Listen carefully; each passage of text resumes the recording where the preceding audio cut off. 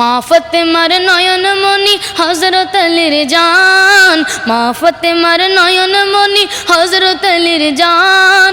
ইমাম হোসেন শহীদ হলো কারবালার ময়দান, ইমাম হোসেন শহীদ হলো কারবালার ময়দান।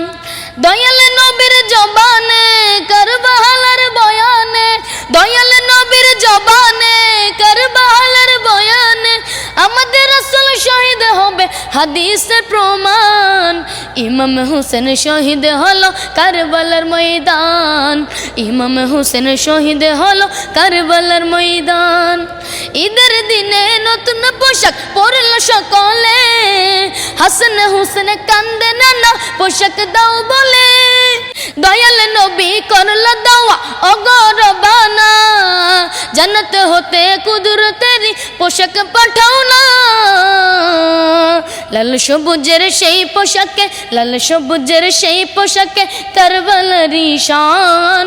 ইমাম হোসেন শহীদ হলো কারবালার ময়দান, ইমাম হোসেন শহীদ হলো কারবালার ময়দান।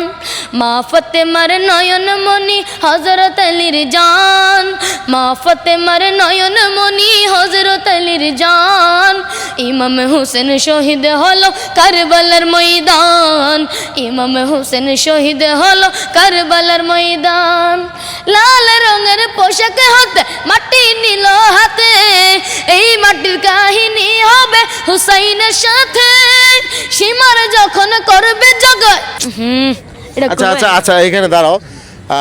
তুমি যে মানে লাস্টে নার্ভাস হয়ে যেতেছে। প্রিয় দর্শক, আপনারা তখন শুনতে পারলেন আসলে ইরফানের কণ্ঠে একটা গজল, যদিও আসলে ওইটা নার্ভাসের হওয়ার কারণে আবার এর আগে অনেকগুলো গানও করছে, সব কিছু মিলিয়ে গলার অবস্থা বুঝতেই পারতেছেন।